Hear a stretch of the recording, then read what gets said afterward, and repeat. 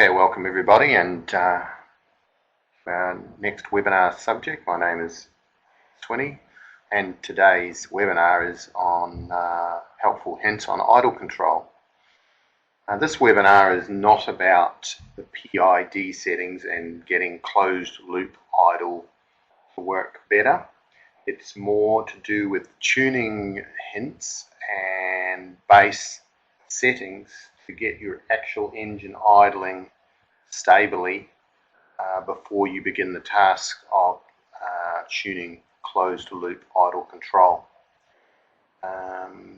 This can be a fearful task, getting closed loop idle control to work properly, but the basics of this is to get the engine itself to idle well. So this webinar will cover that area. So the topics for today are going to be identifying your idle control system, creating a stable tune, using the tune to help the idle performance, covering some base idle setting techniques, hints about multiple throttle bodies and big camshafts. So there are sort of four major ways of an engine having its idle controlled, certainly in current technology.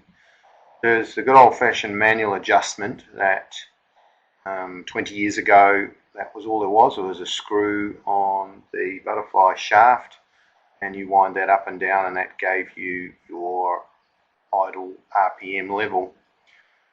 Then we had introduced the pulse width modulated duty cycle motor. Effectively, that's just a simple valve that has a shuttle or like an interruption in the airflow that's controlled by magnetism, and that magnetism pulls the shuttle in and out of the airflow based on a duty cycle supplied by an ECU. Greater the duty cycle, the more the shuttle will move and open up air to the engine. Then the advent of stepper motors arrived on the scene, and this is a 4-wire style stepper motor that moves a rotary tumbler around a shaft and effectively unscrews and the resistance or the restriction in and out of the airflow. So stepper motor has quite a different drive strategy, utilizes 4 outputs from an ECU to control it. And then latest technology now, of course, is the electronic throttle, or the drive-by-wire throttle. So the physical position of the blade is controlled, or the butterfly is controlled by the ECU itself. So the idle speed needs to go up for whatever reason, cold start, the ECU opens the butterfly itself. Much better control system. So to start with, I'd like you to identify which system you've got, and later in the webinar that'll become more useful as to knowing how to disconnect that, in fact, and proceed with some further tuning. But our first task into helping a stable idle is to get the tune itself correct.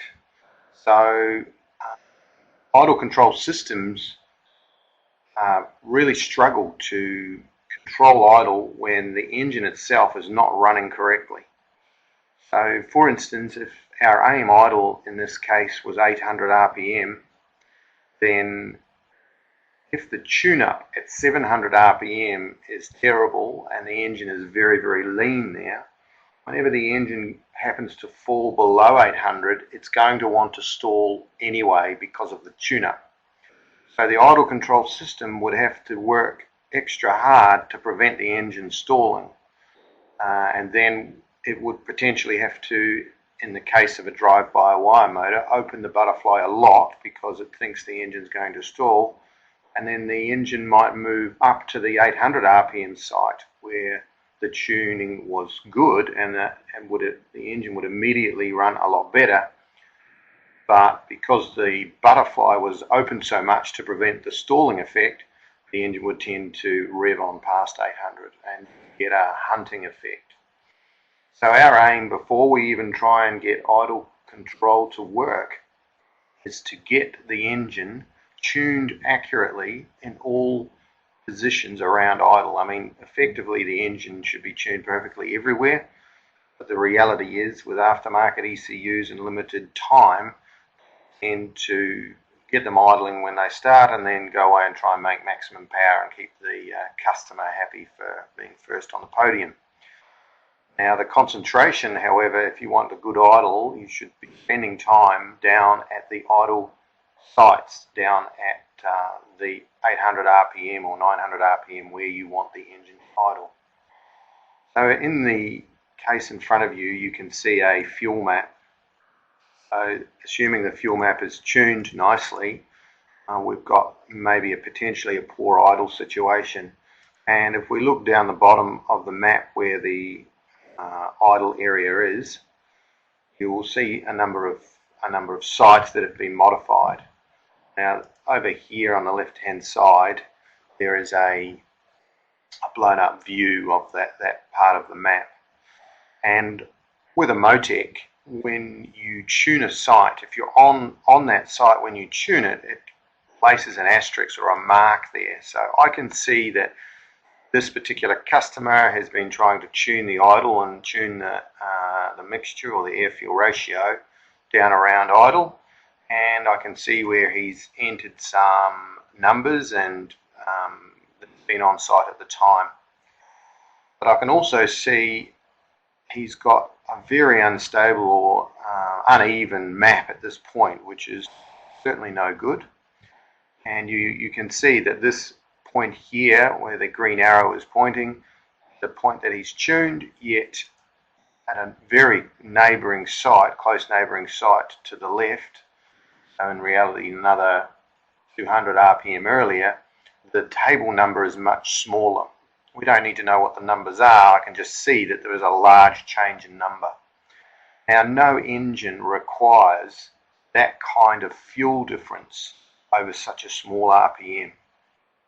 What we need to consider is that as with normal tuning, a fuel map is simply the representation of the airflow of the engine. So as the engine flows more air, it needs more fuel. Now you will get changes in fuel numbers as the customer wants a richer or a leaner mixture. But if the air-fuel ratio is to be relatively even, then the numbers in the fuel map surrounding that area of, let's say, 800 RPM should all be similar. So the first thing we would need to do in a case like this is make all the numbers much smoother, make the map much smoother, and then make some global changes. Now to help with tuning, you can see on the map here that there are some extra RPM lines that the tuner has added in. Now this is a good idea. So not that you can see the numbers, but that these lines are extra RPM sites that he has added into the fuel map. So might have one at 600, one at 700, one at 800, one at 900, and then a final one at 1000. And then the next one over might be 1500. So you can deduce from that that their aim idle in this case for this particular engine is approximately 800 RPM. So first job is to get these sites smooth. You're completely wasting your time trying to get a stable idle when you've got such uneven numbers in these areas.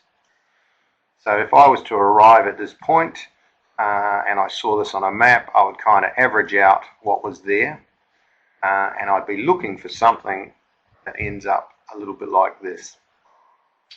So we have a relatively smooth map now, and something that tends to happen with virtually all engines is that as they run a lot slower than say 750, 500 or even slower, the efficiency of the engine itself drops away, so it tends to require more fuel per revolution. So what that means is the trend should be for the same numbers be the same or higher as you approach a complete stall or approach zero. So if we were to assume that the table number there of 22 at 800 RPM was correct for its air-fuel ratio, then all numbers to the left of that I would expect to be the same or slightly increasing. So a lot of work you can do without even doing this live. You get an approximate air-fuel ratio correct at one particular site, and it's important for you to tune exactly on site. So if this is an engine that is manifold pressure based, like our example here, and if it takes, it won't idle at 40 kPa until it's 750 RPM, then put that 750 RPM site in there, and then get exactly on 750 RPM and 40 kPa and make the number correct for the air-fuel ratio that you want to run. So a good start for a nice, safe, easy to tune air-fuel ratio for most engines is 0.9. When you tune to lambda 0.9, you'll find that if the air-fuel ratio varies or the lambda value varies by 0.03 in either direction, the quality of the idle won't move much. So if that was to run from 0.9 to 0.93 down to 0.87, the RPM itself wouldn't alter a lot. Whereas if you want to get it to idle at lambda 1, and we were to move the air-fuel ratio up and down by 0.03 of a lambda, so from 101 to 1.03 down to lambda 0.97, the RPM would fall as it got leaner towards 103, and it would rise as it got slightly richer towards 0.97. It would be my experience that most standard type engines would start to lose RPM from about 0.95 on leaner. So the leaner you go from 0.95, the more or the slower the engine will run. Now obviously, for emissions reasons and depending on the use of the vehicle or the engine, you need to potentially run those leaner mixtures. But if you have a racing car or something where initially all you're trying to do is get a stable idle, but to choose 0.9, then a small variation in air-fuel ratio at that point will not greatly affect the idle speed itself. So the idea is to get the shape of the map approximately correct, and once you at least get one site, and in our example here, let's say the 40 kPa 750 RPM site correct, then all numbers to the left should be similar or slightly higher, and numbers to the right will be similar or slightly higher as the demand comes on.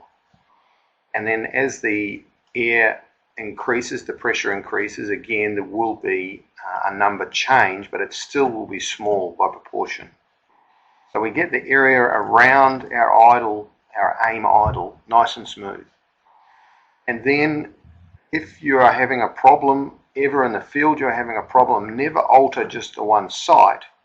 Always highlight majority of sites. So starting up at say 80 kPa and holding down the shift key, then you can arrow across and it will bulk highlight those sites. And you can see an example over here on the right of what that looks like.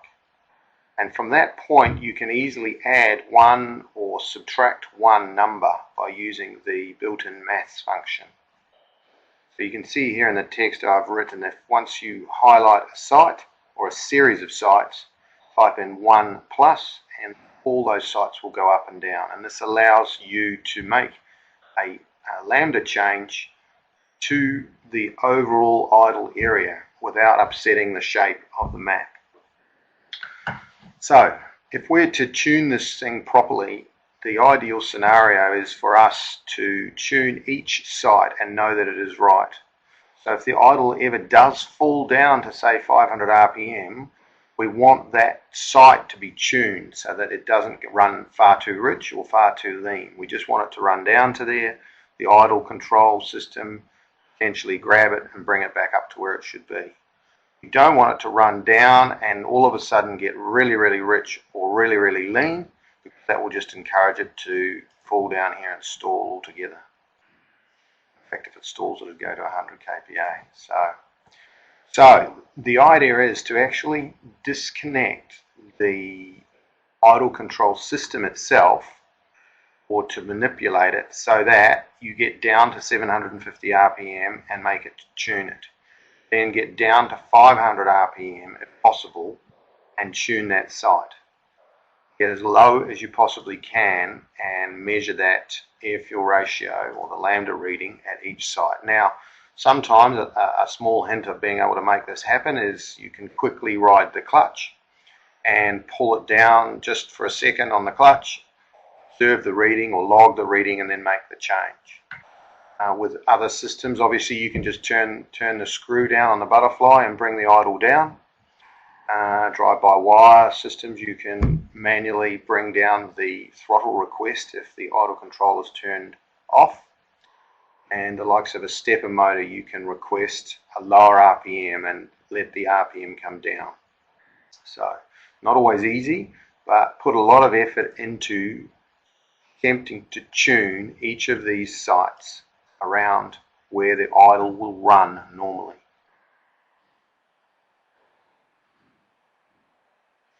Alright, so if you get the lambda as good as you can, and if you start at 0.90 and for every site that surrounds your aim RPM site, get that within 0.03 or 0.04, then you've got a relatively stable fuel map. The next thing that you need to move to, and maybe you can preset the ignition table up first to help you achieve your stable fuel map. This is the kind of feature or functionality we'd like to see in an ignition map to help it idle. So we want to start with a number, and it can be anything really, and the number that you start with for your aim idle ignition point will be a little bit determined by the engine itself, the size of the camshaft, and things like that. But a starting point of somewhere between 10 and 20 degrees for the ignition point or the ignition timing for your idle, is a good starting point. And in this case, we'll assume our aim idle is 800 RPM. So you'll see in this example, our customer has asked for 10 degrees at 800 RPM. And if the engine actually starts to come up a little bit in RPM, we actually got slightly less ignition there. Now you could make this 10 degrees as well, or you could actually make it even lower than that to encourage the engine itself to come back to 800.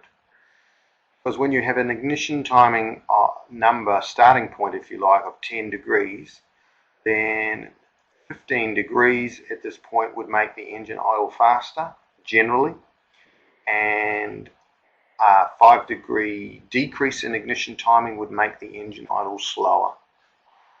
Engines will tend to increase in idle speed all the way up to 18 to 22 degrees of ignition. After that point, you don't get any more gain normally from adding ignition timing at idle. So as you decrease ignition timing, then you lose idle speed, and it's simply the fact that your peak pressures are occurring further down the cylinder, and effectively it's making less power. So you can use your ignition timing then to control how your engine idles. So in this example here, you'll see if the engine begins to fall back to 600 RPM, we have more ignition timing in it. And again, if it falls back to 500, more again, and even more again at the 0 RPM point. Now obviously, with all Motec tables, the numbers are interpolated. So at 700 RPM, there would be an ignition timing value that would make up half of 13.3 and half of 10 degrees. right? So it doesn't run in steps. So as the engine begins to slow down, the ignition timing comes up, which should effectively try to push the RPM back towards your aim point. So this is like using ignition as some type of idle control. It's certainly not closed loop, but it tends to help the idle stay at the point you design. Now guys, any point you want to type in some questions here, just pop them in the chat box and I will come back to them at the end of the webinar.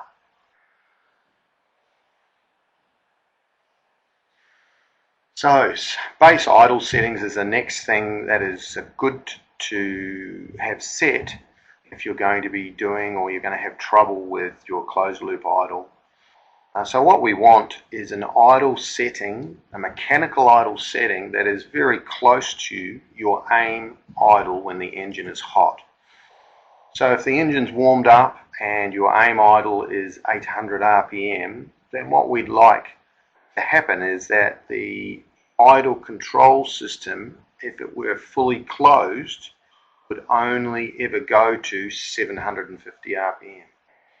So most systems have a means or a mechanical means of increasing and decreasing the butterfly position mechanically, or increasing or decreasing the airflow to the engine. So for instance, Evolution Mitsubishi Lancers have an air bypass screw on the throttle body.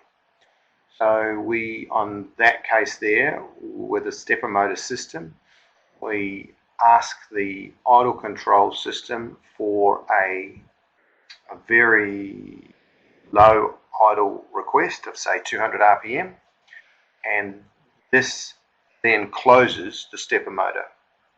At that point we would disconnect the stepper motor and adjust the base idle air bypass screw to a base idle setting of around 750 RPM.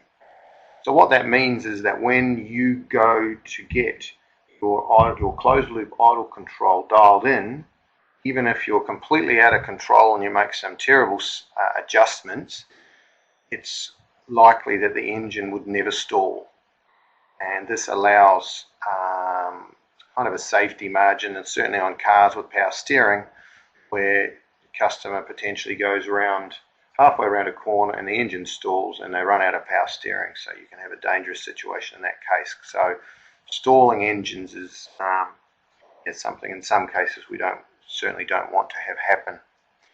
So in the case of an idle control, so the Pulsewoods mod idle control motor, when we disconnect that, most motors close the shuttle and block off the air completely.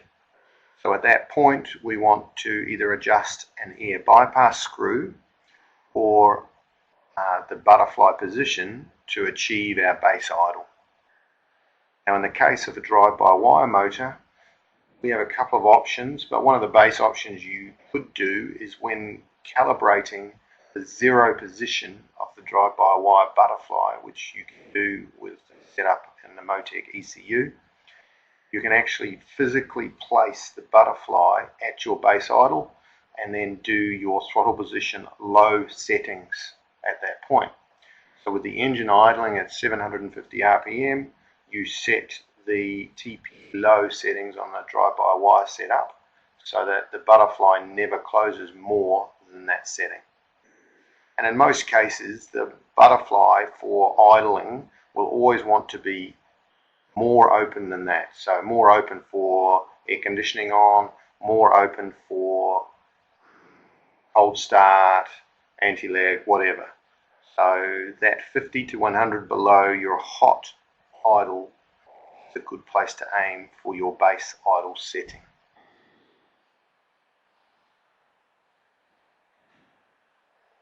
Okay, some of the other things that can be quite challenging in the field with regard to idle control is multi-throttle bodies. Now, in the picture that I had available to me to show you a multi-throttle body engine, probably not the worst offender of poor idle. It's a nice late model system on a Peugeot touring car, and this particular car anyway didn't have a terrible idle. What tends to happen with multi-throttle bodies on high performance V8s in particular, the butterflies themselves are large in diameter, and because there's usually one per cylinder, it only takes a very small amount of airflow variation through those butterflies to make the engine idle badly. And the reason for that is that because the butterfly, for example, on a Chev V8 might be 48 millimeters in diameter, the airflow required past that butterfly is just tiny. The percentage open of the butterfly that the butterfly requires to supply the correct amount of air for that engine is very, very small. So when you try and get 8 throttle bodies to all be exactly the same opening to have the engine idle well, it's extremely difficult to do that and maintain an idle and an acceptable RPM. So for instance, under 1200 RPM on a engine with 48 millimeter butterflies, it is very difficult unless you have individual butterfly idle control. And most throttle bodies, certainly on V8s, will only have one, maybe two adjustments for idle position, butterfly position at idle. So one of the tricks you can do for that kind of installation is to reduce your ignition timing a lot lower at idle. So for instance, if we were to take our ignition timing from 10 degrees and drop it to, let's say, 0 degrees, the engine RPM would fall quite dramatically. And to bring the RPM back up to an acceptable level, we would then be able to open the butterflies. So with more air going through the butterflies, tiny air variations become less critical. So the butterfly position might go from 0.1%, for example, up to 1% position. So at that point, the thing, instead of idling on 3 and 4 cylinders and popping and carrying and banging, could make a huge difference to the idle quality by simply having a little bit more airflow through the butterfly. You can go to quite a lot of extreme in that case by pulling ignition timing even back as far as 10 degrees after top dead center. This would allow you to open even more butterfly and even the idling up even more. Now the downside to strategies like that is the transition from an ignition timing point of -10 up to what we would consider racing ignition timing points of, say, mid-30s in the case of the Chev. So in a dedicated race engine, that's not so much of a problem because customers tend to go from idle to full throttle and not much in between. However, if it is a road car and customer likes to increase RPM slowly, the transition from -10 up into acceptable ignition levels will have to be steady and smooth, otherwise a large surge will be felt when the bulk of the ignition is brought back in. So it's a bit of a catch-22. If you want a lot of ignition in early, yet you want a lot out for idle, then you'll have to accept the fact that there's going to be a big switching point of the ignition, and potentially at that point, if you were to move slowly through it, you would feel a surge. So it's very much has to be tuned to customer request and or use.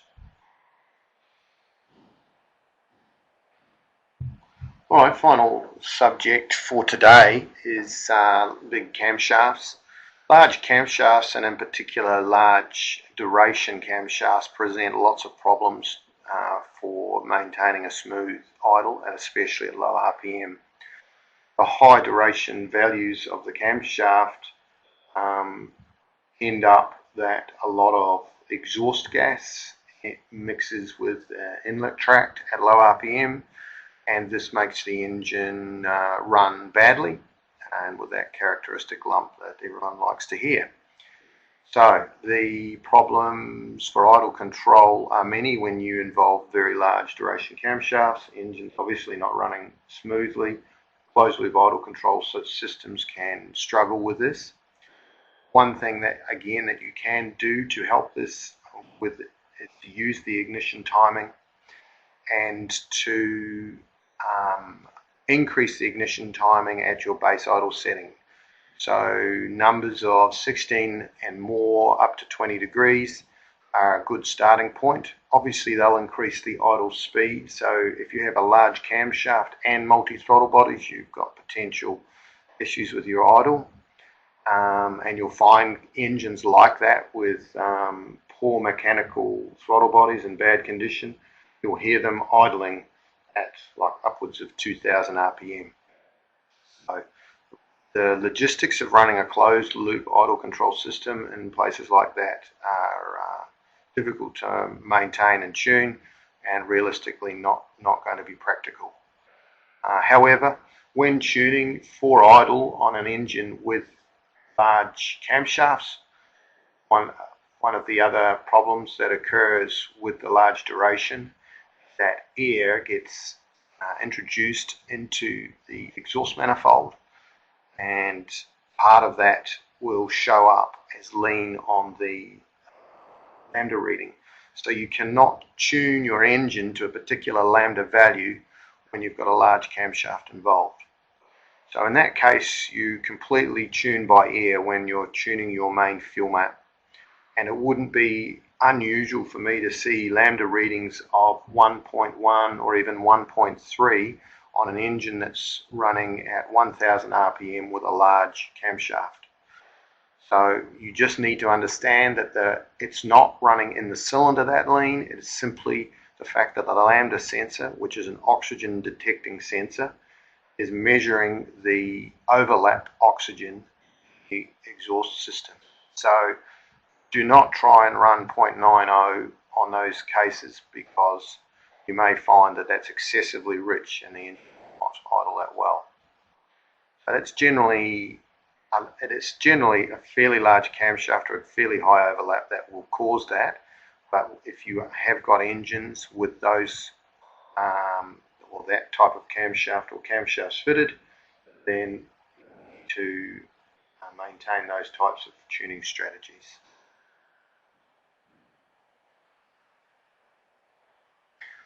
Alright, so that concludes the webinar on idle control hints. I'm going to turn off the recording now, but I'll hang around in the room for any questions and be happy to answer them for a couple of minutes. Thanks for attending.